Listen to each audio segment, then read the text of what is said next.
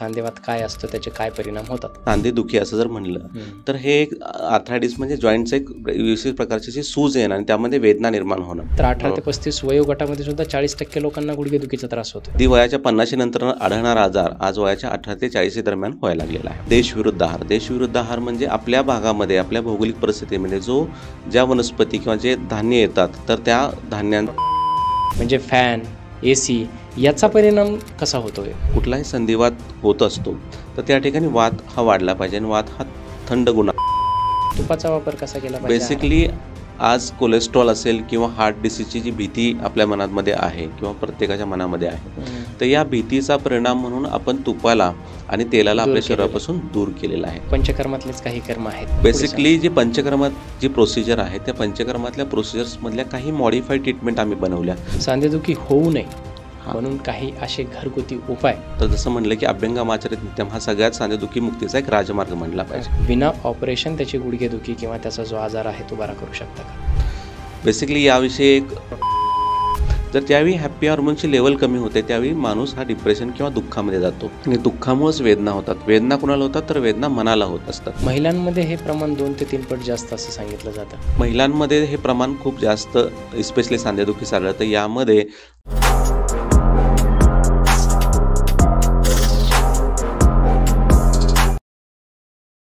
हाय, hello, नमस्कार. मी doctor राज जाधव. महाराष्ट्राच्या सर्वात समृद्ध मंचावरती तुम्हा सर्वांचं पुन्हा एकदा खूप खूप खूप स्वागत आहे. आज आपल्या मंचावरती जे गेस्ट आलेले आहेत ते आहेत डॉक्टर भालचंद्र महामुनी, जे फाउंडर आहेत पारसनाथ स्पेशालिटी क्लिनिक्सचे. पारसनाथ स्पेशालिटी क्लिनिक्स हे स्पेशल आर्थरायटिसवरती काम करतं आणि त्याच्या जवळपास संपूर्ण महाराष्ट्रामध्ये आणि महाराष्ट्राच्या बाहेर अगदी 50हून अधिक ब्रँचेस झालेले आहेत. एवढ्या कमी कालावधीमध्ये एवढा सक्सेस रेट किंवा एवढं मोठं सक्सेस मिळण्यात सर्वात मोठं जे कारण आहे ती म्हणजे त्यांची ट्रीटमेंट, त्यांची उपचार पद्धती आणि त्यातून आलेले रिझल्ट्स. आणि त्यामुळेच मला असं वाटलं की एक स्पेशल असा पॉडकास्ट जो आर्थरायटिसवर असेल किंवा आजकाल काय झालेलं आहे, मी सुद्धा एक डॉक्टर असल्यामुळे मला त्या क्षेत्रातलं थोडंफार नॉलेज आहे आणि गुडघेदुखी, सांधेदुखी या प्रकारचे आजार आले की त्याच्यावरती फक्त आणि फक्त पेन किलर्सच दिल्या जातात आणि त्यामुळे ते आजार नीट होण्याच्या ऐवजीच ते वाढतात. त्याचा ॲडव्हर्स परिणाम जो आहे तो किडनीवरती, इतर अवयवांवरती होतो आणि त्यामुळे रिझल्ट तर काही मिळत नाही, परंतु पेशंट अगदीच ॲडव्हर्स कंडिशनमध्ये जातो. अशा परिस्थितीमध्ये डॉक्टर जे स्पेशल आहेत, ऑर्थोपेडिक्स आहेत किंवा जनरल प्रॅक्टिसमध्ये लोक त्यांना ऑपरेशन सुचवतात, परंतु पारसनाथ स्पेशालिटी क्लिनिक्समध्ये विदाऊट ऑपरेशन गुडघ्यांचे आजार किंवा जे काही आपले आर्थरायटिस, सांधेदुखीचे आजार आहेत ते बरे केले जातात आणि त्याचा सक्सेस रेशो किंवा त्याची जी काही उपचार पद्धती हे सगळं पाहिल्याच्या नंतर मला असं वाटलं की आपल्या मंचाच्या माध्यमातून त्याचा प्रसार व्हायला हवा, योग्य ते ज्ञान योग्य त्या व्यक्तींपर्यंत पोहोचायला हवं, म्हणून आजचा हा पॉडकास्ट होतोय. गुडघ्यांचे दुखणं, सांधेदुखी याच्याशी रिलेटेड कुठल्याही प्रश्नाचं उत्तर पाहिजे, आजचा पॉडकास्ट तुमच्यासाठी आहे. कारण तुमच्या घरात एक तरी असा व्यक्ती आहे ज्याला हा त्रास आहे. म्हणून हा पॉडकास्ट प्रत्येकासाठी आहे. तुमचा जास्त वेळ घेत नाही. सरळ आपण डॉक्टर महामुनी सरांकडे वळूयात आणि बघूयात आजच्या पॉडकास्टमध्ये आपल्याला काय नवीन शिकता येतं ते. नमस्कार सर. नमस्कार. खूप खूप धन्यवाद. तुम्ही विनंतीला मान देऊन या मंचावरती आलात. कसे आहात? छान. बरं. मी आता थोडक्यात तोडकं मोडकं तुमचं इंट्रोडक्शन देण्याचा प्रयत्न केला, परंतु तुमचं कार्य फार मोठं आहे आणि मला असं वाटतं की तुमची एक चांगली ओळख आपल्या प्रेक्षकांना व्हावी, याच्यासाठी मला वाटतं तुम्ही थोडक्यात इंट्रोडक्शन जर दिलं आणि तुम्ही काय करता हे जर सांगितलं तर आपण पुढच्या प्रवासाकडे वळूयात. धन्यवाद सर. मी MD आयुर्वेद आहे आणि गेली 15 वर्ष महाराष्ट्रात मी आज प्रॅक्टिस करतो आहे. स्पेशली महाराष्ट्रामध्ये असं म्हणलं जाईल की असा खूप कमी जिल्हे आहेत की ज्या जिल्ह्यांमध्ये मी संधिवाताचे रुग्ण आज पाहिलेले नाही आहेत. गेल्या 15 वर्षात साधारणपणे 2 लाखाहून अधिक रुग्णांचा अभ्यास आम्ही केलेला आहे आणि यामध्ये वेगवेगळ्या प्रभागानुसार किंवा वेगवेगळ्या भौगोलिक परिस्थितीनुसार ज्या भागामध्ये आढळणारी जी संधिवाताची जी वेगळी कारणं आहेत त्यांचाही अभ्यास मला करण्याचा योग आलेला आहे आणि या अभ्यासानंतर मी काही कन्क्लुजनपर्यंत पोहोचलो की या आजाराला जे उपचार असतील तर ते भौगोलिक परिस्थितीनुसार आणि तिथल्या आहार विहारानुसार आपल्याला वेगवेगळे करावे लागतील. तर याचा अभ्यास करून आम्ही पारसनाथ स्पेशालिटी क्लिनिक्समध्ये स्पेशली आर्थरायटिस या आजारासाठी एक विशिष्टपूर्ण अशी उपचार पद्धती आम्ही आज विकसित केली, ज्या उपचार पद्धतीचा आज हजारो लोकांनी लाभ घेतलेला आहे आणि आता आम्ही ही उपचार पद्धती अनेक लोकांपर्यंत घरोघरी पोहोचवण्याचा प्रयत्न करत आहोत. ओके. सांधेवात पहिले तर आपण बोललो जसं सांधेवात मुळात आपल्या एकदम लेम लँग्वेजमध्ये सामान्य लोकांना समजेल असं हे सांधेवात काय असतं, त्याचे काय परिणाम होतात, तेवढं एक समजून घेऊयात. बेसिकली संधिवात किंवा सांधेदुखी असं जर म्हणलं तर हे एक आर्थरायटिस म्हणजे जॉईंटचं एक विशेष प्रकारची जी सूज येणं आणि त्यामध्ये वेदना निर्माण होणं अशा प्रकारची घटना घडत असते. या वेदना ज्या होतात किंवा जे सांध्याचं दुखणं तयार होतं यासाठी सर्वात महत्त्वाचं कारण आहे की त्या सांध्यांमध्ये विशिष्ट प्रकारची अशी सूज तयार होतं, ज्याला इन्फ्लामेशन असं म्हटलं जातं. आणि ह्या इन्फ्लॅमेशनच्या परिणामस्वरूप हे सांधे दुखायला लागतात आणि हळूहळू हे सांध्यांमध्ये जे उपचार घेतले जातात तर तसं पुढं जात जात हा सांधा खूप मोठ्या प्रमाणात डॅमेज होऊन तो आर्थरायटिस या आजारामध्ये परिवर्तित होत असतो. बरं. काही अगदी 10, 15, 20 वर्षापूर्वी जेव्हा आपले आजोबा वगैरे असे असायचे आणि त्या काळामध्ये ना हे गुडघेदुखी किंवा हे सांधेवात ज्याला आपण म्हणतो थोडंसं टर्मिनॉलॉजी, हे काही एवढं कॉमन आढळत नव्हतं त्या काळामध्ये. पण तो आत्ता काय होतं, आम्ही क्रिकेट खेळायला जातो. आपल्याहीपेक्षा माझ्याहीपेक्षा फार छोटी बरोबर. मुलं त्यांच्यासोबत असतात. पण त्यांचे गुडघे दुखतात. बरोबर. म्हणजे सलग सर शनिवार रविवार खेळायचं असेल तर हो. रविवारी ते येत नाही का माझे गुडघे दुखायला लागले म्हणतात. बरोबर. म्हणजे मी थोडा ChatGPT सुद्धा केलं तर 18 ते हो. 35 वयोगटामध्ये सुद्धा 40% लोकांना गुडघेदुखीचा त्रास होतोय. बरोबर. म्हणजे हे इतकं कॉमन का झालंय? हा बरोबर. माझा प्रश्न आहे. हा एक ज्वलंत प्रश्न आहे. बेसिकली आधी वयाच्या 50 नंतर आढळणारा आजार आज वयाच्या 18 ते 40 दरम्यान व्हायला लागलेला आहे. याचं सर्वात महत्त्वाचं जर कारण जर आयुर्वेदानुसार बघितलं तर आयुर्वेद सांगतो की अस्थिवाहिनी दुष्यंती वातलानामच्या सेवनात आणि मज्जावाहिनी दुष्यंती विरुद्धानामच्या सेवनात.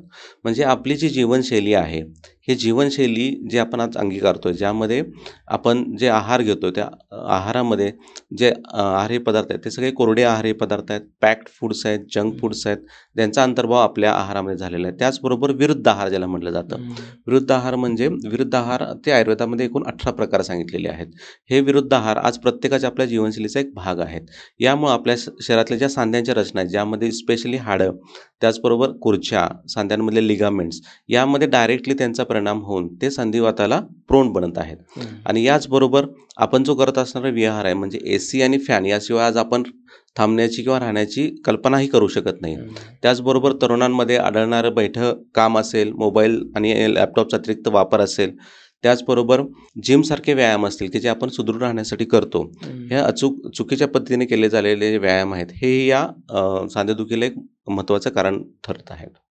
3 प्रश्न मला याच्यामध्ये विचारायचे आहेत. तुम्ही सांगितलं की आयुर्वेदामध्ये 18 प्रकारचे विरुद्ध आहार दिलेले आहेत आणि त्या विरुद्ध आहार हे प्रोन ठरतात पुढे बरोबर. आर्थरायटिससाठी. पहिले ते आहार मला जाणून घ्यायला आवडतील. काही बेसिकली त्यातले महत्त्वाचे जे आहार आहेत जसं सांगितलेलं देशविरुद्ध आहार. देशविरुद्ध आहार म्हणजे आपल्या भागामध्ये, आपल्या भौगोलिक परिस्थितीमध्ये ज्या वनस्पती किंवा जे धान्य येतात तर त्या धान्यांचा आहार घेतला पाहिजे. पण जसं आपण आता वेस्टर्न आहार करतोय, जसं पिझ्झा खातोय, बर्गर खातोय, हे आपल्या भागामध्ये पचण्यात तेवढी पचनक्षमता आपली नसते. त्यामुळे ते पचत नाहीत. तर ते आपल्या शरीरात इनकॉम्पॅटेबल जाऊन इनकॉम्प्लिटेड डाएट्स म्हणून एक आपल्यामध्ये आजार निर्माण करायला कारण ठरतात. त्याचबरोबर आपल्या घरामध्ये फ्रीज आहे. हा फ्रीज आपण वापरतो. ह्या फ्रीजमधले जे आहार आहे याला पर्युषित आहार म्हणलेला आहे. तर हाही एक महत्त्वाचं एक कारण बनलेलं आहे. जसं कालविरुद्ध सांगितलेलं आहे. कालविरुद्धामध्ये रात्री दही खाऊ नये असं आयुर्वेदात सांगितलेलं आहे. तर ते एक विरुद्धाचा प्रकार आहे. असे अनेक प्रकार जसं आपण आज हॉटेलिंग करतो, ज्यामध्ये आपण खूप चमचमीत आहार खातो, तिखट आहार खातो आणि नंतर आपण एकदम थंड आईस्क्रीम खातो. बरोबर. हाही एक इनकॉम्पॅटेबल आहार म्हणजे विरुद्ध आहार सांगितलेला आहे. यामुळं फक्त सांधेवातच नाही तर शंडत्व असेल, डोळ्यांचे आजार असतील, त्यानंतर यकृताचे आजार असतील, यासारखे अनेक मोठे आजार या विरुद्ध आहारामुळे निर्माण होतात आणि हे एक सर्वात महत्त्वाचं कारण आज सांधेदुखीसाठीही दिसून येत आहे. ओके. खूप छान सर. मजा यायला लागली आहे मला पण तुम्ही ज्या पद्धतीने सांगताय. आपण विहाराबद्दल बोलत होतो. हां. ते पण थोडंसं विस्तृत करून कारण ज्या गोष्टी आहेत रेग्युलर आज precaution is better than prevention is better than cure असं म्हणतात. बोललं जातं. त्याच्यामध्ये तुम्ही आहाराबद्दल सांगितलं तसंच विहार म्हणजे फॅन, AC याचा परिणाम कसा होतोय बेसिकली आर्थरायटिसवर? आर्थरायटिसचा फॅन आणि AC याच्यावर काही रिसर्च पेपर पण पब्लिश झालेले आहेत. म्हणजे जर तुम्ही गुगल गेलात की त्यामुळे तुम्हाला कळेल की how AC and fans are causing the arthritis.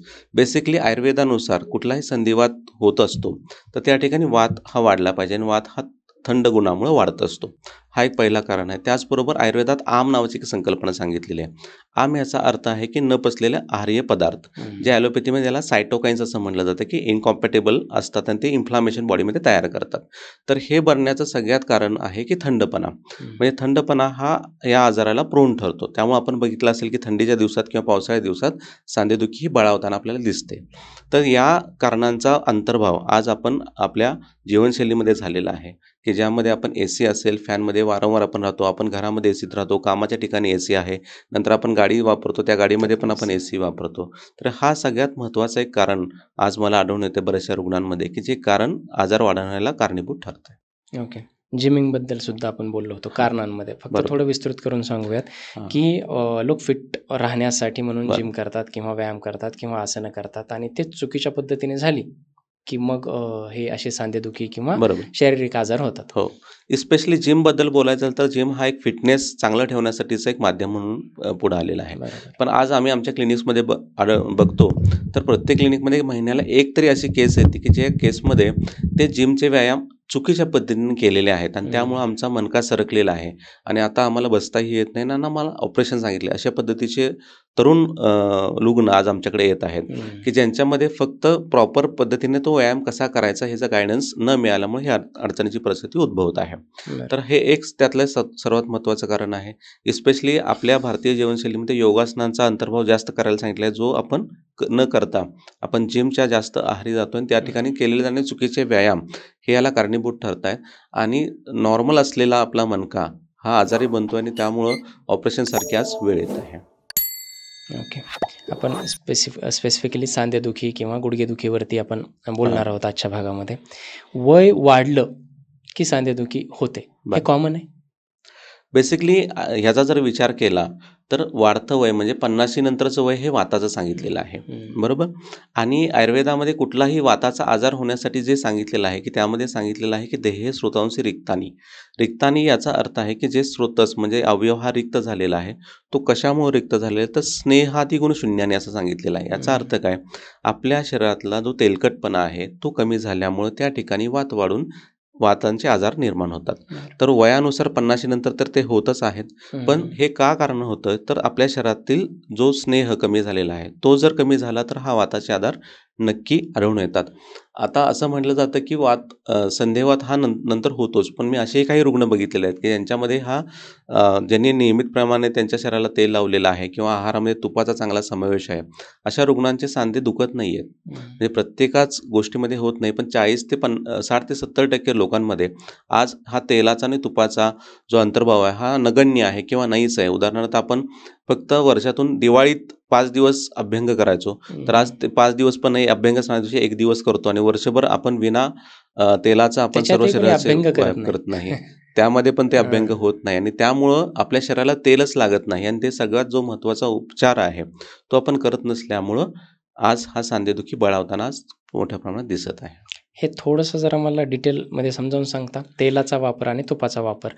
शरीराला म्हणजे मसाज केलं पाहिजे तेलाने? बरोबर. हे कसं केलं पाहिजे? किती दिवसाला केलं पाहिजे? किंवा याची काय प्रक्रिया असायला पाहिजे? थोडं बेसिकली प्रेक्षकांसाठी. आयुर्वेदामध्ये जो वाग्भटाचार्य आहेत, त्यांनी त्यांची दिनचर्या आपली प्रत्येकाची एक दिनचर्या सांगितलेली आहे. त्या दिनचर्येमध्ये ते म्हणतात, की अभ्यंगम आचरित नित्यम. म्हणजे अभ्यंग हे रोज करायची गोष्ट आहे. म्हणजे ती कधीतरी अभ्यंग करायची म्हणजे गोष्ट. काय समजावून अभ्यंग सांगू म्हणजे आपण थोडं? ऑइल असतं, ते ऑइल गरम करणं आणि गरम केलेल्या ऑइलनं सर्व अंगाला मसाज करणं. बरं. म्हणजे याला अभ्यंग म्हटलं जातं. तर हे रोज करायचं आहे.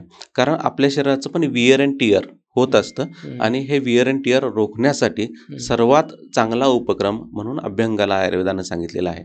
जर आपण हे अभ्यंग कायम करत राहिलो तर अनेक आजार, ना फक्त संधिवात, तर अनेक मोठ्या आजारांपासून आपला बचाव होऊ शकतो. हे अंघोळीपूर्वी मसाज केलं पाहिजे? शक्यतो हे अंघोळीपूर्वी करायचं आहे. एक 10 ते 20 मिनिटं अंघोळीपूर्वी तेल जिरवायचं आणि थोडंसं जिरल्यानंतर परत अंघोळ करायची आहे. ओके. म्हणजे ते डोक्यापासून ते पायाच्या पायापर्यंत. नखापर्यंत सगळीकडे आपण ते केलं बरोबर. पाहिजे. तुपाचा वापर कसा केला पाहिजे आहारात? बेसिकली आज कोलेस्ट्रॉल असेल किंवा हार्ट डिसीजची जी भीती आपल्या मनामध्ये आहे किंवा प्रत्येकाच्या मनामध्ये आहे, तर या भीतीचा परिणाम म्हणून आपण तुपाला आणि तेलाला दूर आपल्या केलेलं आहे. शरीरापासून दूर केलेलं आहे. जे तेलं वापरत आहोत ते पण आपण रिफाईंड तेल आपण वापरत आहोत, की ज्यामध्ये सत्व पूर्ण कमी झालेलं आहे आणि रिफाईंडच्या नादामध्ये आपण तेलाचे जे प्राकृत गुण होते, जे आपल्या शरीराला हवे होते, ते मिळेनासे झालेले आहेत. आज आमच्या असं स्टडीमध्ये आढळलेलं आहे, की बऱ्याच लोकांना हे तेल आणि तूप हे आहारात नसल्यामुळं हे दुखणी होत आहेत. आता तुपाचा जर विचार केला, तर तूप आपल्या आहारामध्ये हे रेग्युलर असायला पाहिजे. हा आपला भारतीय आहारातला एक महत्त्वाचा घटक आहे. पण आपल्या सायकॉलॉजीमध्ये असं म्हटलेलं जातं, की बाबा हे तूप खाल्ल्यामुळं माझं कोलेस्ट्रॉल वाढेल का नाही, मला हार्ट अटॅक येईल का किंवा हृदयाचा आजार होईल का, यामुळे आपण हे तूप बंद केलेलं आहे. तर ह्या तुपाचा जर अंतर्भाव केला तर आपसुकच आपल्या शरीरातली सगळी इंद्रिय जी आहेत ही चांगली राहू शकतात, सगळे अवयव चांगले राहू शकतात. कोलेस्ट्रॉल वाढतं तूप खाल्ल्यामुळे? बेसिकली कोलेस्ट्रॉल तूप खाल्ल्यामुळे कोलेस्ट्रॉल वाढतं हे एक मिथ आहे. आम्ही असा एक स्टडीज केला होता, की ज्यामध्ये 200 रुग्णांना आम्ही चढत्या क्रमानं औषध तूप दिलं होतं, गाईचं तूप दिलं होतं आणि त्यानंतर बिफोर आणि आफ्टर आम्ही हे कोलेस्ट्रॉल तपासलं, तर आश्चर्यकारक आम्हाला असं आढळलं, की ज्यांना आम्ही साधारणपणे 250 ग्रॅमपर्यंत तूप दिलं होतं, अशा रुग्णांमध्ये कोलेस्ट्रॉलच्या लेवल्स ह्या कमी झालेल्या होत्या. हो.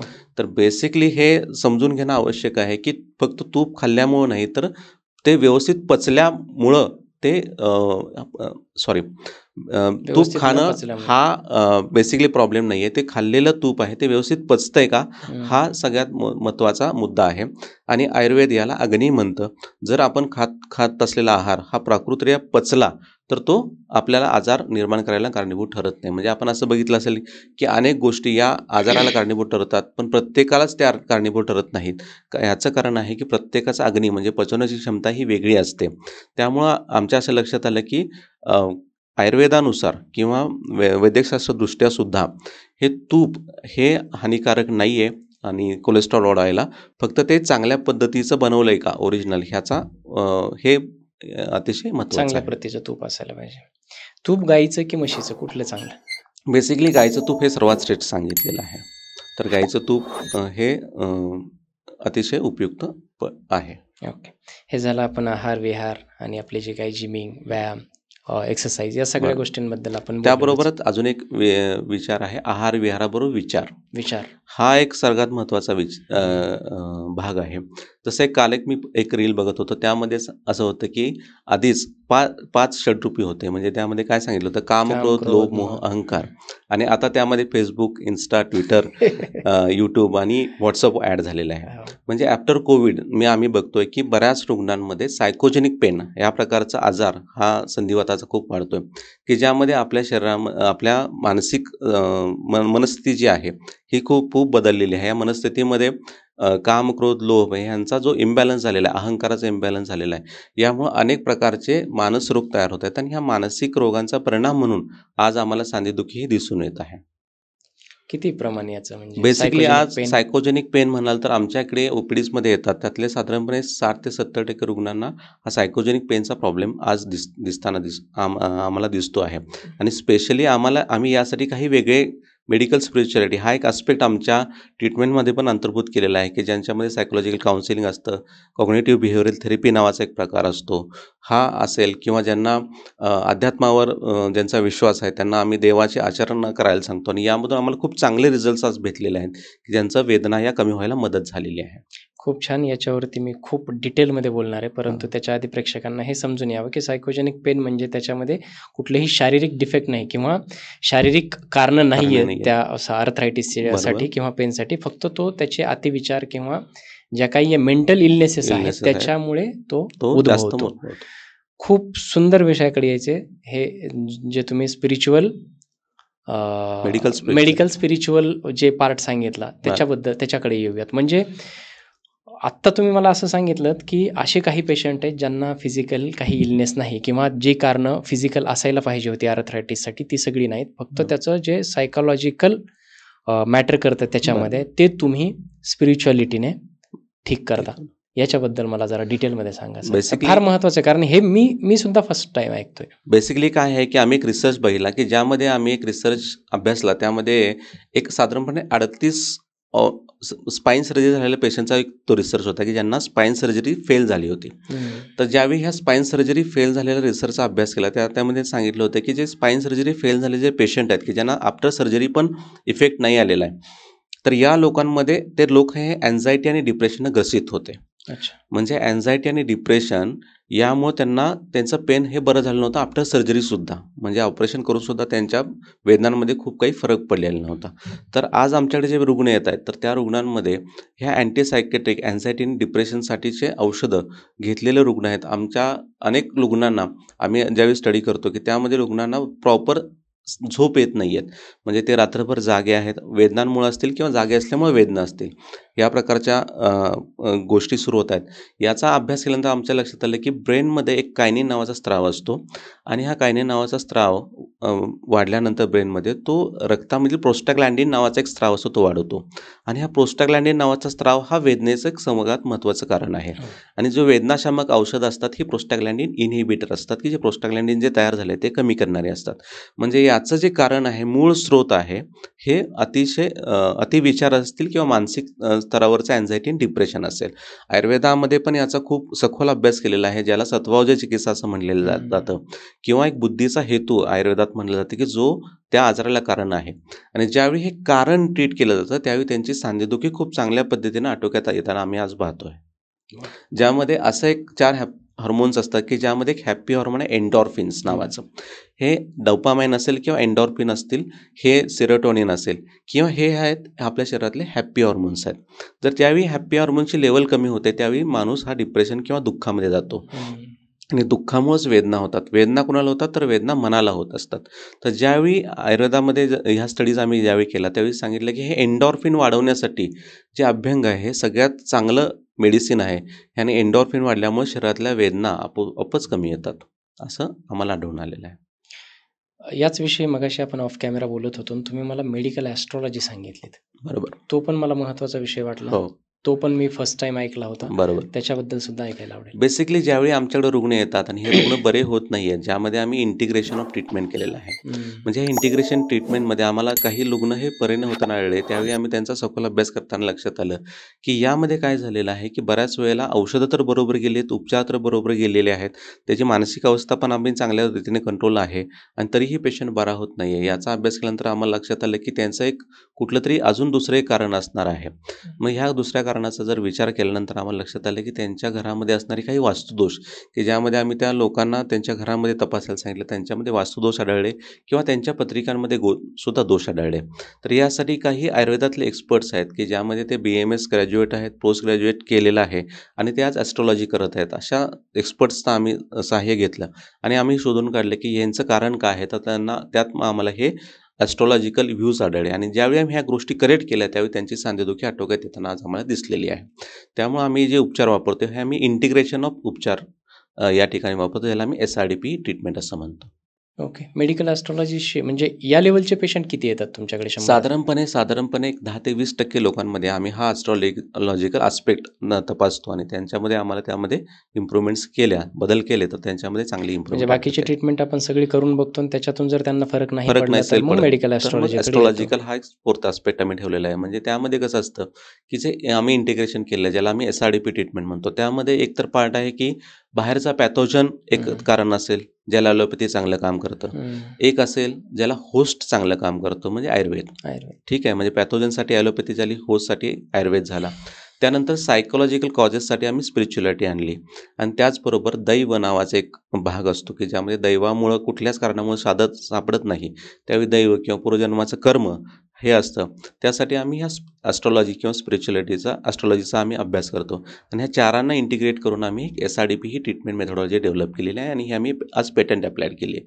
म्हणजे ज्यावेळी 4 कारणांमुळं जर कुठलाही आजार बनत असेल, तर तिथे 4 सोल्युशन हवेत. यासाठी आम्ही याचा वापर करतो. खूप छान. आजचा पॉडकास्टच मी त्याच्यासाठी करतोय कारण माझ्याकडेही बरेच पेशंट येतात आणि खूप दिवस काय होतं मी GP करतो आणि ते 3-4 डॉक्टर्स फिरून आलेले असतात. मग आपल्याकडे येतात, इंजेक्शन दिले, गोळ्या दिल्या, तात्पुरत्या म्हणजे त्यांचा पेन रिलीफ होतो. बरं. परंतु नंतर मग नाही होतंय तर ते मोठ्या सर्जनकडे जातात किंवा त्या ऑर्थोपेडिक्सकडे जातात आणि तिथे त्यांना सांगितलं जातं की तुम्हाला नी रिप्लेसमेंट करावी करावी. लागेल किंवा ऑपरेशन करावं लागेल. बरं. ते आमच्याकडे येतात. मग विचारतात आम्ही ऑपरेशन करावं का? बरोबर. परंतु एक डॉक्टर पण माणूस असतो, त्याला एक सद्सद्विवेक बुद्धी असते. त्याच्यानंतर बरोबर. मला असं वाटतं, मी सांगतो की नाही ऑपरेशनच्या नादी नका लागू. बरोबर. त्याच्यानंतर सुद्धा तुम्हाला पेन होत राहील. कारण मी माझ्या आजूबाजूला जेवढे केसेस बघितल्या, बरोबर. फार कमी रेट आहे सक्सेस रेट जो आहे तो हं. ऑपरेशनचा. हं. आणि तुमच्याशी पॉडकास्ट करण्याचं कारणच हे होतं की ही जी काही गुडघे दुखी आहे किंवा बरं. ज्यांना ऑपरेशन सुचवलं आहे, अशा बरं. पेशंटला सुद्धा तुम्ही विना ऑपरेशन ठीक केलेलं आहे. बरोबर. पहिलं तर एक प्रश्न विचारतो की खरंच विना ऑपरेशन म्हणजे ऑपरेशनची गरज असलेला एखादा पेशंट, बरोबर. त्याला तुम्ही विना ऑपरेशन त्याची गुडघेदुखी किंवा त्याचा जो आजार आहे तो बरा करू शकता का? बरोबर. बेसिकली याविषयी एक पुण्यातलेच एक खूप मोठं हॉस्पिटल आहे, नामप्रचलित हॉस्पिटल आहे. त्याचे एक डायरेक्टर होते डॉक्टर. त्यांचा एक पॉडकास्ट मी पाहिला. त्या पॉडकास्टमध्ये त्यांनी स्पष्ट सांगितले की 90% रुग्णांना ही ऑपरेशनची गुडघेदुखीची गरज नाही आहे. म्हणजे हे खूप बोल्ड स्टेटमेंट होतं एका ऑर्थोपेडिक सर्जनचं, की जे गुडघेदुखीचे रुग्ण आहेत त्यातल्या 90% रुग्णांना ही ऑपरेशनची त्याच्यावर गरज पोट नाही आहे. चालणारा व्यक्ती ते बोलतो. आणि त्यामुळं काय आहे की फक्त वेदने कमी होत नाही आहेत कन्झर्वेटिव्ह मॅनेजमुळं, त्यामुळं आपल्याला ऑपरेशनसारख्या उपचारांना जावं लागतं. ज्यावेळी आम्ही अशा प्रकारचे रुग्ण हाताळायला सुरुवात केली की ज्यांना स्पेशली ऑपरेशन सांगितलं जात आहे, ज्यामध्ये ग्रेड 4चे पेशंट असतात, की ज्यांच्या आर्टिक्युलर कार्टिलेज 80% डॅमेज आहे आणि त्यांना 5 मिनिटं उभारताही येत नाही, चालताही येत नाही. अशा रुग्णांना ज्यावेळी आम्ही ट्रीटमेंटला घ्यायला सुरुवात केली, त्यावेळी आमच्या लक्षात आलं की it is a difficult to treat, असं आम्हाला आमच्या पूर्वीच्या अभ्यासापासून वाटत होतं. पण ज्यावेळी आम्ही परत आमच्या ग्रंथांकडे गेलो, त्यामध्ये स्पेशली सुश्रुताचार्य जे फादर ऑफ सर्जरी आहेत, यांचं एक प्रिन्सिपल होतं. म्हणजे ज्यावेळी आम्ही ॲलोपॅथी ज्यावेळी सर्जिकल इंटरव्हेन्शन करतं, त्यावेळी आम्ही आयुर्वेदानुसार पण त्याचा एक सर्जिकल व्ह्यू बघितला. तर त्यांच्यामध्ये खूप छान अशी ओळ होती की ज्यामध्ये सांगितले की स्नेह उपनाह अग्निकर्म बंधनोन्मर्दनानीच स्नायू संध्यस्ते संप्राप्ते कुर्यात यावत अतंद्रिता, हा एक श्लोक होता. ह्या श्लोकाचा अर्थ होता की जर तुम्हाला एखादा रुग्ण हा संध्यांचा आजाराचा असेल तर त्याला काय उपचार केले पाहिजेत, तर त्यांनी सांगितले की ज्यामध्ये अभ्यंग म्हणजे ऑइलनं मसाज करा, त्यानंतर अग्निकर्म करा, उपनाह म्हणजे लेप किंवा पोटीस बांधा, यासारखे उपचार करा. आणि ते कधीपर्यंत करा, तर कुर्यात यावत तंत्रिता, म्हणजे जोपर्यंत त्या रुग्णाला फरक पडत नाही आहे तोपर्यंत हे रुग्ण सातत्यपूर्ण हे उपचार त्या रुग्णासाठी केले गेले पाहिजेत. याच प्रिन्सिपलला अनुसरून हे आमचं आयुर्वेदिक सर्जिकल व्ह्यू घेऊन आम्ही ह्या उपचारांना वापरायला सुरुवात केली. आणि आमच्या लक्षात आलं की ज्यावेळी आम्ही कन्सिस्टन्सी हे उपचार रुग्णांना द्यायला लागलो, तर त्यानंतर त्यांच्या क्लिनिकल प्रेझेंटेशनमध्ये खूप चांगली सुधारणा व्हायला लागली. म्हणजे साधारणपणे जे पेशंट 5 मिनिटंही चालू शकत नव्हते, ते साधारणपणे 2 किलोमीटर 3 किलोमीटर चालायला लागले. त्याचबरोबर त्यांची जी रेंज ऑफ मोशन होती, म्हणजे गुडघा जो वाकत नव्हता तो पूर्ण चांगल्या पद्धतीनं वाकायला लागला. त्यांची स्टँडिंग कॅपॅसिटी वाढली. आता हे आम्ही कशावर मोजलं, तर मॉडर्न जे स्कोर आहे की जे ऑपरेशन पोस्ट ऑपरेटेड जे मानांकनं पाहिली जातात, ती सर्व मानांकनं आम्ही त्या मानांकनांवर ह्या उपचारांचा अभ्यास करायला सुरुवात केला. आणि आमचं लक्षात आलं की या मानांकनावर हे उपचार आज चांगल्या पद्धतीनं सिद्ध होत आहेत. आणि त्यामुळं त्या रुग्णांना जसं ऑपरेशन नंतर साधारणपणे रिकव्हरी ही 80 ते 90% पेशंटची होते, तेवढीच रिकव्हरी ह्या SRDP उपचारांनी होते. साधारणपणे या उपचारांचा जो उपचार असतात हे साधारणपणे 4 टप्प्यामध्ये केले जातात आणि ह्याचा कालावधी 3 ते 6 महिन्यापर्यंत असू शकतो. पेशंट परत्वे हा कालावधी बदलतो. यामध्ये स्पेशली डिटॉक्सिफिकेशन नावाची स्टेज असते पहिली. या डिटॉक्सिफिकेशनमध्ये आम्ही क्लिनिक्समध्ये काही उपचार करतो. त्यानंतर स्ट्रेनिंग नावाची स्टेज असते, ज्यामुळे त्या गुडघ्यांना सांध्यांना बळकटी देतो. 3rd स्टेजमध्ये रूट कॉज रिमूव्हल म्हणजे जे मेटाबॉलिझम आहे ते करेक्ट करतो. आणि 4th स्टेजमध्ये रिजेनरेशन. या 4 टप्प्यातून ज्यावेळी रुग्ण जातो त्यावेळी त्यांचा सांधा हा रिपेअर होतो आणि त्याचं आयुर्मान निश्चित वाढतं. आमच्या असं लक्षात आलं की 10 वर्षापूर्वी ज्यांना ग्रेड 4चे पेशंट होते, ज्यांना TKR सर्जरी 10 वर्षापूर्वी सांगितले, आजही ते व्यवस्थित आहेत. ओके, ते उभे राहतायत, चालतायत. ते उभे राहतायत, चालतायत आणि त्यांच्या सर्व कामं करतायत ते. पहिले तर आपण एक त्याची एक ॲनाटॉमी, फिजिओलॉजी आणि ते पूर्ण समजून घेऊयात की काय आणि ऑपरेशन कशा पद्धतीने टळलं. तुम्ही जसं सांगितलं ह्या 4 स्टेजेस आहेत बरोबर. त्या ऑपरेशनच्या. म्हणजे एक तर गुडघेदुखी का होते, त्याचं एक तर कार्टिलेज हे झालं असेल, बरोबर. खराब झालं असेल किंवा त्याचं वंगण खराब झालं असेल, बरोबर. एक सामान्य लोकांच्या भाषेमध्ये सांगायचं झालं तर. आणि हे सगळं तुम्ही सांगता की 5 ते 6 महिन्याच्या ट्रीटमेंटमध्ये हे पुन्हा रिकवर होऊ शकतं. याचे काही वयाची लिमिट असते याच्यामध्ये? बेसिकली वयाच्या लिमिटचा आम्ही असा विचार केला तर साधारणपणे आमच्याकडे 80 वर्षाचे पण रुग्ण आहेत की ज्यामध्ये आम्हाला चांगल्या पद्धतीची रिकव्हरी आढळलेली आहे. की 80 वर्षाचे पण रुग्ण आहेत की ज्यांना 75-80तले की जे आज विना ऑपरेशन आमच्या उपचारानंतर गेली 4-5 वर्ष व्यवस्थित आहेत. तर त्यामुळं बेसिकली सांधेदुखी किंवा आमच्या उपचारांचा हाच पार्ट आहे की जसं सुरान चालले की कुर्यात यावत तंत्रिता, म्हणजे प्रॉपर ते उपचार जोपर्यंत रुग्ण बरा होत नाही तोपर्यंत सातत्यपूर्ण करायचे आहेत. जर ते उपचार चिकाटीपूर्ण केले, चिकाटी ठेवून केले तर नक्कीच त्याचा परिणाम दिसून येतो. ज्याला तुम्ही SRDP SRDP म्हणतो SRDP आपण. म्हणतो. 6 महिन्याचा किंवा 7 महिन्याचा कालावधी याच्यामध्ये लागतो. मॅक्सिमम 6 ते 7 महिन्यामध्ये आपली चांगली रिकव्हरी होते. 90% हां. 80% जितकं TKRचा कालावधी आहे. कालावधी बेसिकली तेवढंच. आज सांधेदुखीच्या रुग्णांमध्ये आम्हाला आढळलं आहे की त्यांची सायकॉलॉजी आहे की they want to instant relief and permanent cure.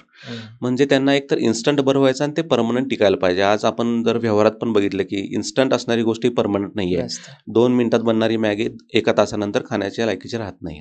तर त्यानुसार आम्ही जे उपचार विकसित केले यामध्ये इन्स्टंट रिलीफ म्हणजे काही दिवसांमध्येच 10 ते 15 दिवसांमध्ये त्यांना रिलीफ चालू होतं. साधारण 30, 40, 50% रिलीफ हा 15 दिवस ते 30 दिवसांमध्येच येतो आणि 80 ते 90% रिकव्हरी त्यांची 3 ते 6 महिन्यामध्ये येते आणि जी परमनंट क्युअरकडे जाणारी आहे म्हणजे आमचे उपचार सोडल्यानंतरही तुम्हाला त्रास होऊ नयेत या स्वरूपाचे आम्ही उपचार डेव्हलप केलेले आहेत. आणि it is a need of time, म्हणजे रुग्णांची जी आवश्यकता आहे, पेशंट सेंट्रिक अप्रोच आम्ही बनवला आणि त्या पेशंट सेंट्रिक अप्रोचनुसार आम्ही आमच्या ट्रीटमेंटमध्ये काही बदल केले, ऑर्थोडॉक्स ट्रीटमेंटमध्ये बदल केले आणि त्यामुळे ही रुग्णांना पूरक आणि त्यांच्या सायकॉलॉजीला आणि त्यांच्या आजाराला पूरक अशी उपचार पद्धती आम्ही आज विकसित केलेली आहे. सक्सेस रेशो काय आहे याचा? साधारणपणे जे सक्सेस रेशो आहे तर 100 रुग्ण जर आमच्याकडे एनरोल झाले असतील आणि त्यांनी आम्ही सांगितल्याप्रमाणे जर 6 महिने किंवा डॉक्टरांनी सांगितलेल्या कालावधीप्रमाणे जर उपचार पूर्ण केले तर 100 पैकी 80 रुग्ण हे चांगल्या पद्धतीने आज बरे होत आहेत.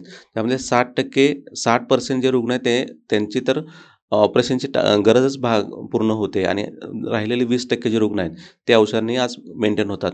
20% रुग्णांमध्ये थोडंसं आम्हाला अपयश होतं. त्याचं कारण असं असतं की ज्यामध्ये तो आजार ॲडव्हान्स झालेला असतो बऱ्याच वेळेला आणि त्यांचे लिगामेंट किंवा मिनिस्कस हे खूप मोठ्या प्रमाणात डॅमेज असेल आणि त्या पेशंटची आणि त्यांच्या घरच्यांची सायकॉलॉजी तेवढी स्ट्रॉंग नसेल तर अशावेळी आम्हाला मेडिसिन्स येतात. पण 80% हा आम्ही सक्सेस रेट आमच्या पूर्ण ॲनालिसिसमध्ये आमच्या 10 वर्षाच्या ह्या पूर्ण अभ्यासात आम्हाला दिसून आलेला आहे. बरं. आणि खर्च जर समजा TKR करण्यासाठी किंवा टोटल नी रिप्लेसमेंट करण्यासाठी किंवा कुठलंही ऑपरेशन बरं. करण्यासाठी 100 रुपये खर्च येत असेल तर या ट्रीटमेंटसाठी किती खर्च येतो? बेसिकली उपचारांचा खर्च हा सगळ्यात महत्त्वाचा आज कन्स्ट्रेंट आहे. कारण आज सांधेदुखीसाठी आम्ही बघतो तर अनेक प्रकारचे रुग्ण आमच्याकडे येतात. त्या आम्हाला सांगतात आम्ही लाखो रुपये आज या उपचारांसाठी घालवलेले आहेत वेगवेगळ्या डॉक्टरांकडे 4 ते 5 वर्षांमध्ये आणि आज आमचा गुडघा आहे त्यापेक्षाही खराब झालेला आहे. तर आम्ही जे उपचार विकसित केले आहे याचा खर्च मॅक्झिमम एक 20 ते 25% ऑपरेशन खर्चाच्या होऊ शकतो. स्टँडर्ड जे ऑपरेशन खर्च आहेत की ज्यामध्ये बेअर मिनिमम चांगल्या क्वालिटीचं ऑपरेशन केलं की ज्यांचा गुडघा हा 10-15 वर्षानुसार चांगला राहणार आहे. त्याचा खर्च जर विचार केला तर आमचा उपचार हा 20% ते 25% पर्यंत जास्तीत जास्त खर्चात येऊ शकतो. साईड इफेक्ट्स असतात का? बेसिकली आणि दुसरा एक पार्ट आहे की आम्ही जे रुग्ण आता बघतोय त्यामध्ये असं आहे की आज समजा मी दोन्ही गुडघ्याचं ऑपरेशन केलं तर 2 वर्षांनी मला मणक्याचा त्रास होतोय आणि परत मला मणक्याचं ऑपरेशन सांगितलं जाते किंवा आहे त्या गुडघ्यामध्ये रिकरन्स होतोय. तर या सगळ्याचा विचार करता आपण जर विचार केला तर रिकरन्स हा ऑपरेशन नंतर सुद्धा आहे. तर त्यामुळं हा रिकरन्स टाळण्यासाठी तुम्हाला ही उपचार पद्धती जास्त चांगली कारणीभूत ठरू शकते. ओके. आणि SRDP मध्ये रिकरन्स बेसिकली SRDP उपचारानंतर जर आम्ही जे सांगतो डूज अँड डोंट्स हे पाळले तर ऑलमोस्ट रिकरन्स कमी येतात. म्हणजे घरामध्ये फक्त अभ्यंग मात्रेत नित्यम हा भगवडांचा हा श्लोक आहे. हा जर नित्यनेमाने पाळत राहिला तर ऑलमोस्ट सांधेदुखी नियंत्रणात राहू शकते. हे अभ्यंग इतकं महत्त्वाचं आहे? अभ्यंग तर हा खूप महत्त्वाचा पार्ट आहे आपल्या जीवनशैलीचा जो आज आपण करत नाही आहोत. ओके. आणि SRDPचे काही साईड इफेक्ट्स वगैरे? SRDPचे साईड इफेक्ट्स असे खूप मोठे काही साईड इफेक्ट्स नाही आहेत कारण जी औषधं आम्ही बनवतो ही एक विशिष्ट प्रकारच्या प्रोसेसनुसार बनवतो आणि ही प्रोसेसमुळं आम्ही असा प्रयत्न करतो की आम्ही ज्यावेळी उपचार करतो तेव्हा ॲलोपॅथिक घेतलेल्या औषधांचा विचार करून सुद्धा ते काउंटर होऊ नये त्याचा आम्ही विचार करत असतो. जसे काही स्टिरॉइडल्स मेडिसिन असतात किंवा ॲनाल्सिक असतात की ज्यांचा लिव्हर आणि किडनीवर दीर्घकाळाचा परिणाम होतो. तर हे सेपर साईड आम्ही मेडिसिन बनवले ज्यांना एक विशिष्ट प्रकारची भावना नावाची एक प्रोसेस आयुर्वेदात सांगितलेली आहे जी वापरल्यामुळे आम्ही ते साईड इफेक्ट बऱ्याच अंशी आमच्या होऊ नये त्याचा प्रयत्न करतो. दुसरा पार्ट आहे जो थेरपीज असतात. ह्या थेरपीज पण आम्ही खूप इझी टू यूज केलेल्या आहेत की ज्यामध्ये रुग्ण हे रोजच्या रोज डेली रुटीनमध्ये येऊन करू शकतात. तर त्यामध्ये कॉम्प्लिकेशन्स किंवा पेशंट ॲडव्हर्स होणे अशी गोष्ट खूप कमी क्वचित आम्हाला आढळून आलेली आहे 10 वर्षामध्ये.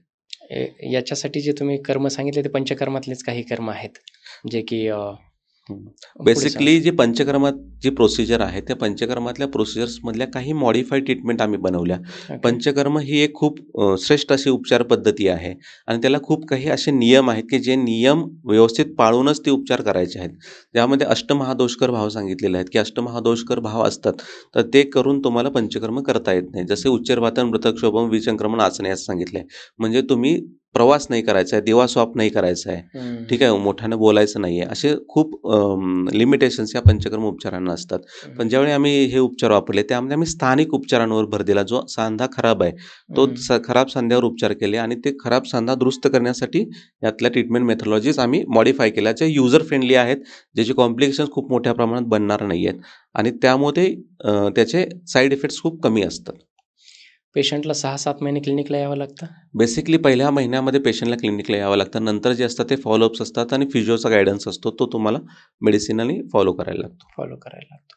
जसं तुम्ही सुरुवातीला सांगितलं की 4th ग्रेडला आलेला एखादा पेशंट ज्याला ऑपरेशन सुचवलेलं आहे बरं. आणि तुम्ही त्यांचा स्टडी केल्याच्या नंतर सुश्रुतांच्या ग्रंथामध्ये जे काही लिहिलेलं आहे त्याच्यानुसार तुम्ही आजची प्रॅक्टिस करता किंवा बरं. त्यांना ऑपरेशनपासून वंचित ठेवता, वाचवता बरं. थोडक्यात. पण काय होतं की सामान्य प्रेक्षकांच्या आणि कोणाच्याही मनात पुढचा प्रश्न येत असतो, कमेंटसुद्धा येतात. बरं. हे सुश्रुतांनी लिहिलेलं सायन्स म्हणा, जे काही हो, हो. आयुर्वेद वगैरे असेल तर ते फार काळापूर्वीचं आहे, बरं. पुरातन आहे. बरं. मग ते आजची कंडिशन बदललेली आहे. अगदी बरं. पेशंटची कंडिशन बदलली, क्लायमॅटिक कंडिशन बदलली, बरं. सगळ्या गोष्टी बदललेल्या आहेत. तर बरं. त्या काळात लिहिलेलं हे आज तेवढं रिलेटेबल होतं का किंवा बरं. लागू होतं का? हा एक खूप चांगला प्रश्न आहे बेसिकली. जो आज सुश्रुताचे जे प्रिन्सिपल्स आहेत, म्हणजे आज आम्ही अनेक ऑर्थोपेडिक किंवा आम्ही कॉन्फरन्सेस अटेंड करतो. त्यामध्ये एक आमचे जे जयपूरची आमची युनिव्हर्सिटी आहे त्याचे एक व्हाईस चान्सलर झाले होते आणि त्यांनी हा एक खूप विषय मोठा मांडला होता की खरंच ते सुश्रुताचे प्रिन्सिपल्स आज लागू होतात का? तर सुश्रुतामध्ये जी शस्त्र सांगितली आहेत, ज्या ट्रीटमेंट मेथॉडॉलॉजी सांगितलेल्या आहेत त्या आजही तंतोतंत लागू होतात. उदाहरणार्थ कॅटरॅक्ट नावाची जी सर्जरी होती ती पहिल्यांदा सुश्रुताचार्यांनी केली आणि या सुश्रुताचार्यांनी आजसुद्धा कॅटरॅक्टसाठी सर्जरीच करावी लागते. म्हणजे कॅटरॅक्टसाठी सर्जरीची मेथड बदलली असेल पण सर्जरी हाच उपक्रम करावा लागतो.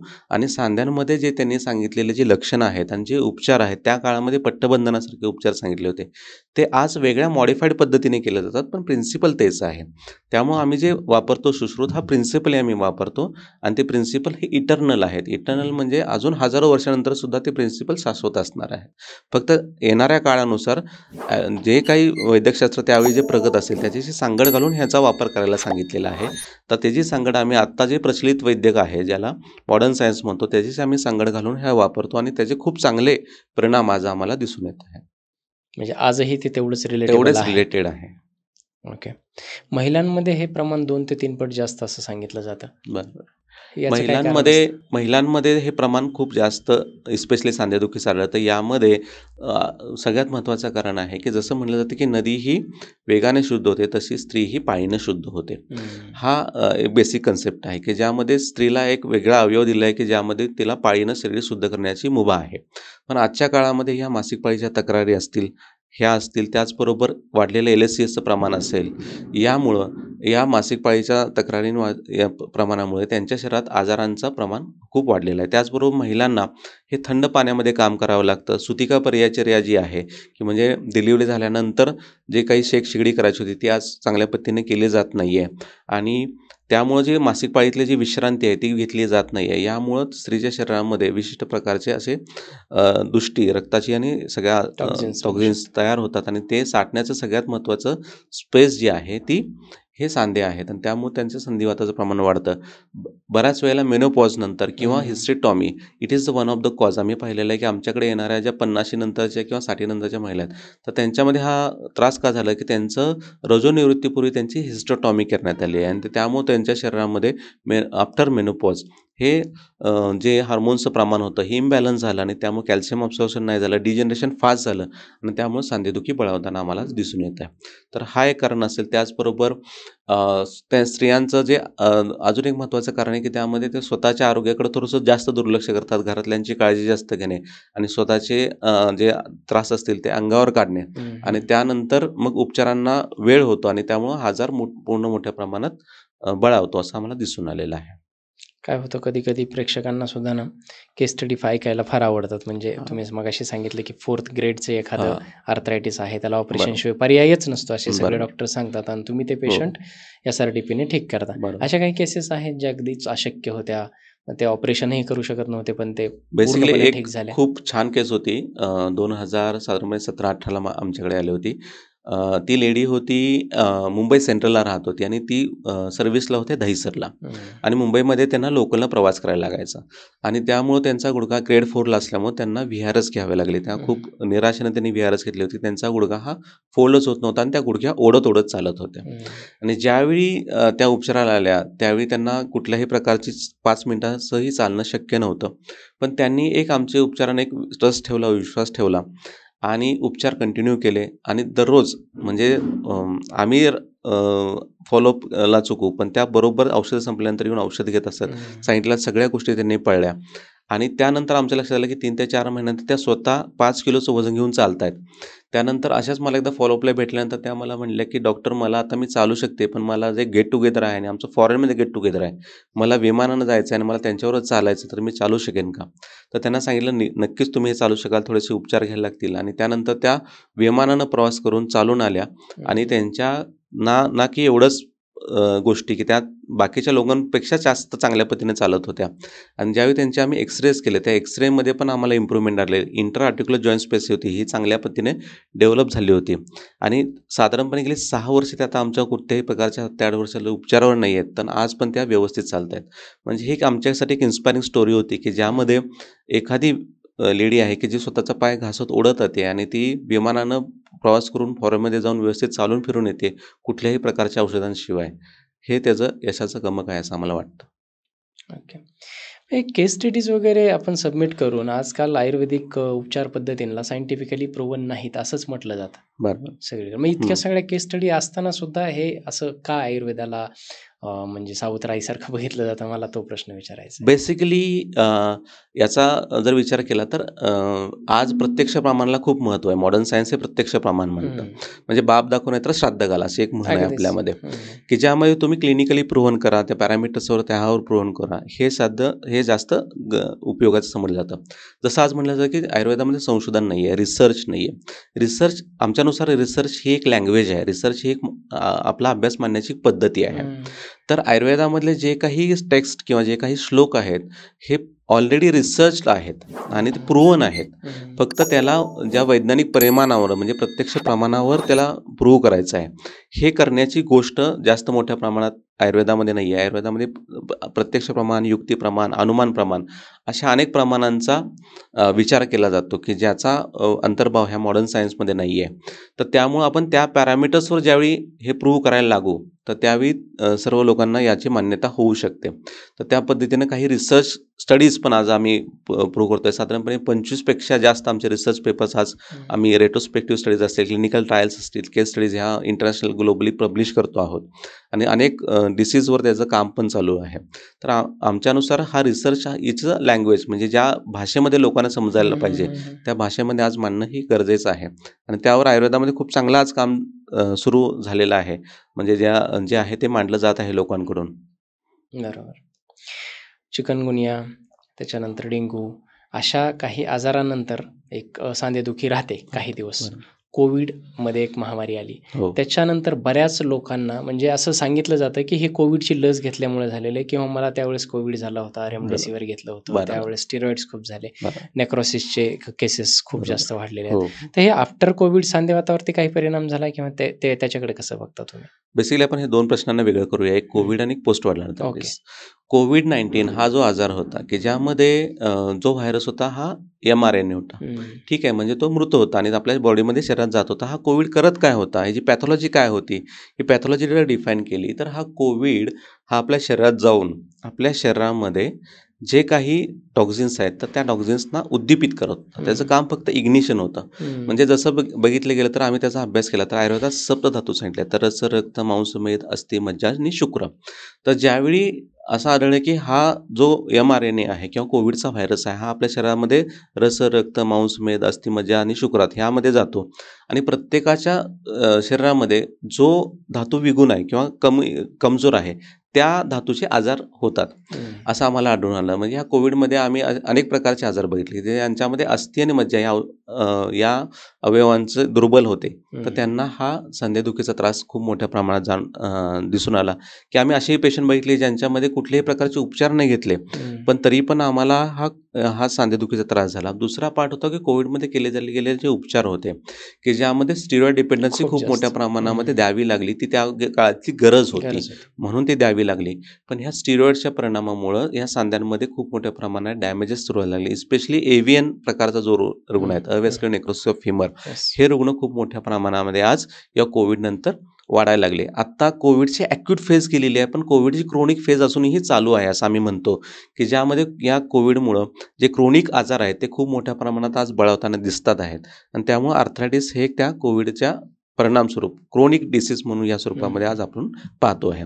दुसरा जो प्रश्न होता ज्यामध्ये post viral arthritis, specially chikungunya किंवा डेंग्यू, हा एक प्रकार या कोविड नंतर सुद्धा खूप मोठ्या प्रमाणात आढळतो, की ज्याच्या काही छोट्या छोट्या इपिडेमिक्स येतात, की ज्यामध्ये काही कालावधीपुरते हे येतात आणि त्यामुळं सांधेदुखी बळावते. म्हणजे मला कुठल्या सांध्याचा त्रास नव्हता, अचानक मला ताप आला आणि ताप आल्यानंतर दुसऱ्या दिवशी मला उठता येईना, चालता येईना, फिरता येईना आणि मी डॉक्टरांकडे गेलो. डॉक्टरांनी सांगितलं तुम्हाला रेस्ट घ्यावी लागेल, इंजेक्शन दिली, त्यामध्ये पेन किलर आणि स्टिरॉइडची इंजेक्शन दिली.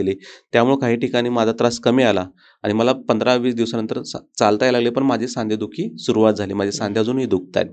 तर ह्यामध्ये काय होतं की ज्यावेळी पोस्ट व्हायरल आर्थरायटिस म्हणजे चिकनगुनियाचा जो डास असतो, तर चावल्यामुळे आपल्या शरीरामध्ये रक्तामध्ये काही टॉक्झिन्स विशिष्ट प्रकारे तयार करतात, ते सांध्यामध्ये सूज तयार करतात आणि सूज तयार झाल्यामुळे ह्या वेदना होतात आणि या वेदना पूर्ण तयार झालेली जी इन्फ्लामेटरी प्रोसेस आहे ती पूर्णपणे कमी न झाल्यामुळं हे सांधेदुखी क्रोनिसिटीमध्ये जाते आणि त्यांना त्रास होतो.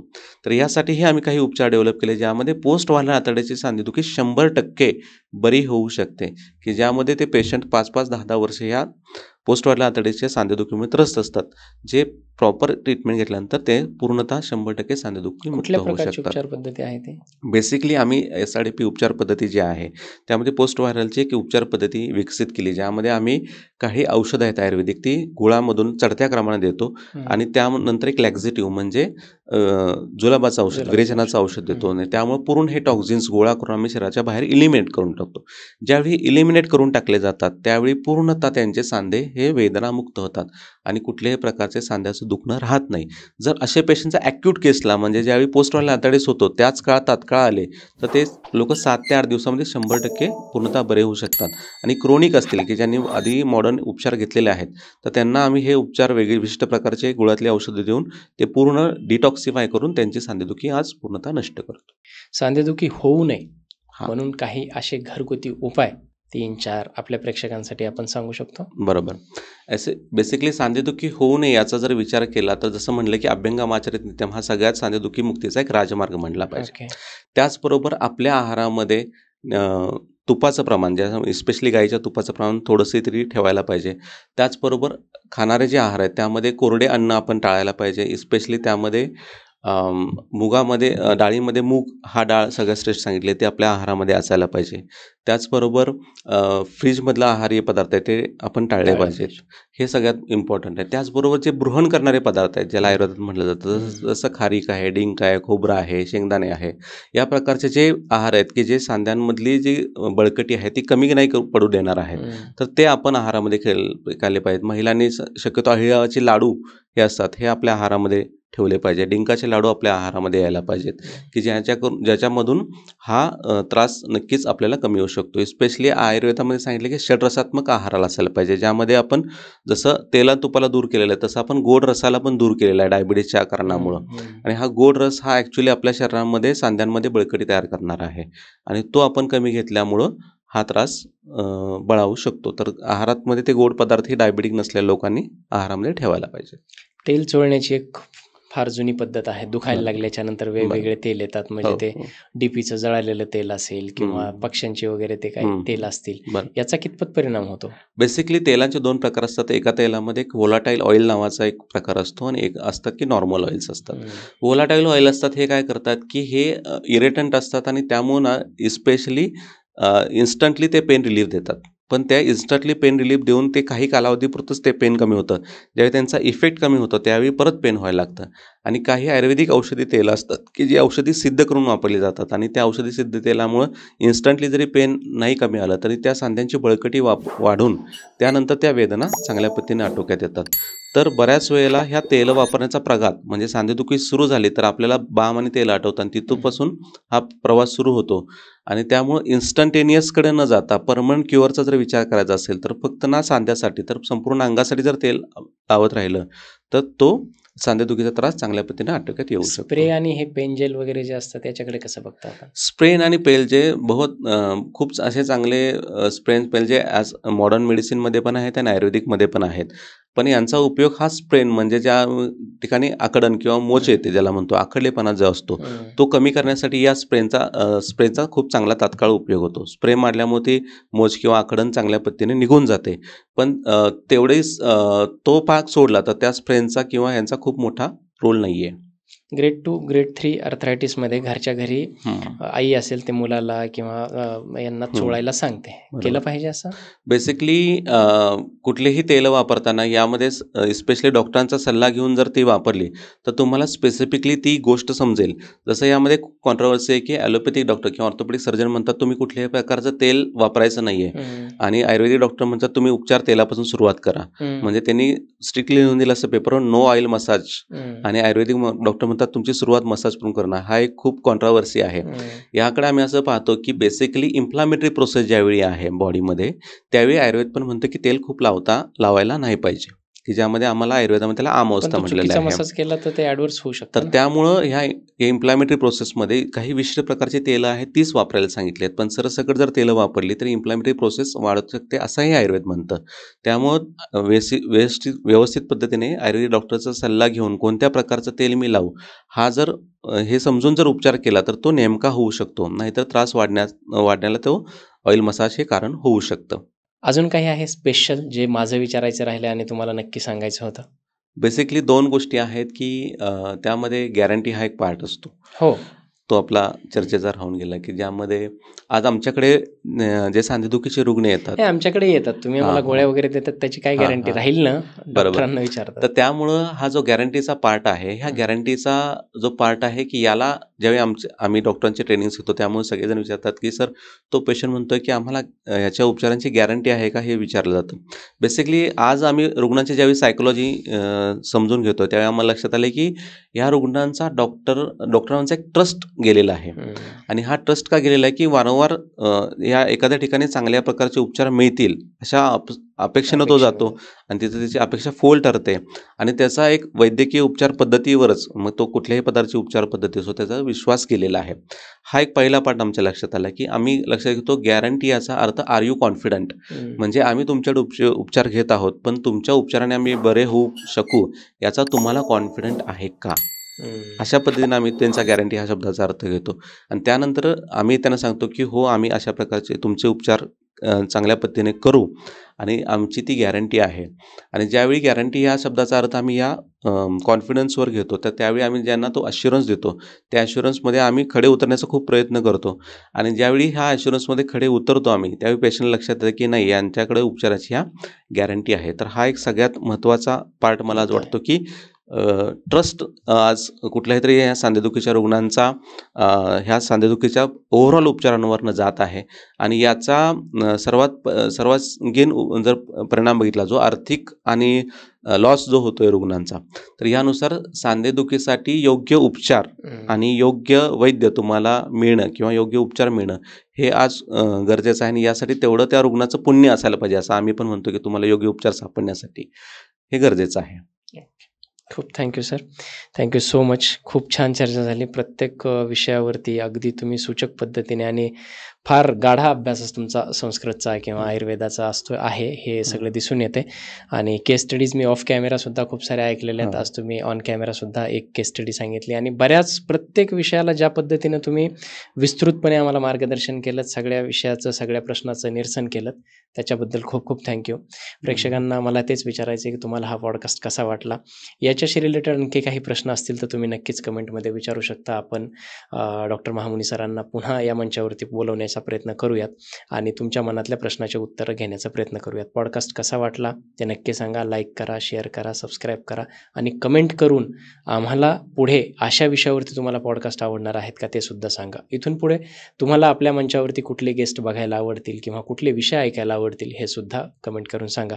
आणि हे सगळं जे तुम्ही ऐकताय ते अत्यंत महत्त्वाचं आणि कुठेही न मिळणारी अशी माहिती आहे ती इतरांशी शेअर करायला कधीही विसरू नका. त्यामुळे thank you so much. Thank you so much sir. कसं वाटलं तुम्हाला इथे येऊन? छान, खूप छान वाटतंय आज मला की लोकांबद्दल लोकांचा एक आम्ही हा प्रयत्न करतो की सांधेदुखीचं जे मूळ कारण आहे, सांधेदुखीचं अज्ञान आहे आणि हा अज्ञान दूर करण्याचा आमचा हा एक प्रयत्न आज आम्ही केलेला आहे. Thank you so much sir. धन्यवाद. त्याच्यात आम्हाला खारीचा वाटा दिल्याबद्दल थँक्यू सो मच. थँक्यू.